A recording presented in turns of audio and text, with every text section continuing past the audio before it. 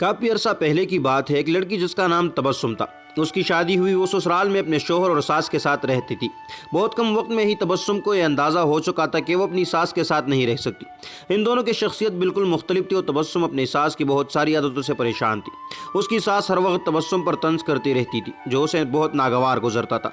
आहिस्ता आहिस्ता दिन और फिर हफ्ते बीत गए, लेकिन तबस्सुम और उसकी सास की तकरार ख़त्म न हुई। इन तमाम नाइतफाकियों ने घर का माहौल बहुत ख़राब कर दिया था, जिसकी वजह से तबस्सुम का शोहर बहुत परेशान रहता था। आखिरकार तबस्सुम ने फैसला किया कि वो अपनी सास का बुरा रवैया और बर्दाश्त नहीं करेगी और वो अब कुछ ज़रूर करेगी। तबस्सुम अपने पापा के एक बहुत अच्छे दोस्त अहमद अंकल के पास गई, जो जड़ी बूटियां बेचते थे। तबस्सुम ने उन्हें सारी कहानी बताई। उनसे कहा कि उसका थोड़ा सा जहर दे दे ताकि हमेशा के लिए मसला ख़त्म हो जाए।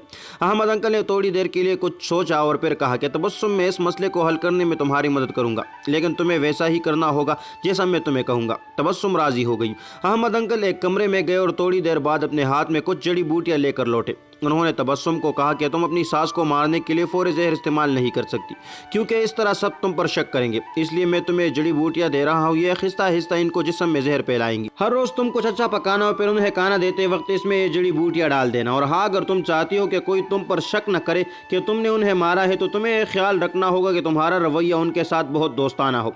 इनसे लड़ाई मत करना, हर बात मानना और उनके साथ एक मलका की तरह बर्ताव करना। तबस्सुम ये सब सुनकर बहुत खुश हुई। उसने अहमद अंकल का शुक्रिया अदा किया और जल्दी से घर चली गई, क्योंकि अब उसे अपने सास को मारने का काम शुरू करना था।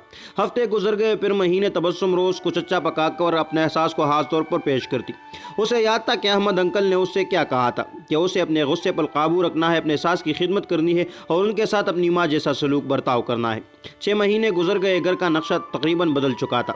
तबस्सुम ने कोशिश करके अपने गुस्से पर काबू करना सीख लिया था। अब अक्सर अपनी सास की बातों पर नाराज़ और गुस्सा न होती। 6 माह में एक बार भी उसका अपने सास से झगड़ा नहीं हुआ था और अब उसे वो बहुत अच्छे लगने लगी थी और उनके साथ रहना भी आसान लगने लगा था। उसकी सास का रवैया भी उसके साथ बहुत बदल गया था और वो भी तबस्सुम को अपनी बेटियों की तरह प्यार करने लगी थी। वो अपने सब दोस्तों के दरमियान तबस्सुम की तारीफ़ें करती थी। तबस्सुम और उसकी सास दोनों अब एक दूसरे को माँ बेटी की तरह समझने लगे थे। तबस्सुम का शोहर भी ये सब देखकर बहुत खुश था। एक दिन तबस्सुम फिर अहमद अंकल के पास आई। तबस्सुम ने कहा कि आप मुझे तरीक़ा बताएं कि कैसे मैं अपनी सास को इस जहर से बचाऊँ जो मैंने उन्हें दिया है। वो बहुत बदल गई है। मैं उससे बहुत प्यार करती हूँ और मैं नहीं चाहती कि वो उस जहर की वजह से मर जाए जो मैंने उन्हें दिया है।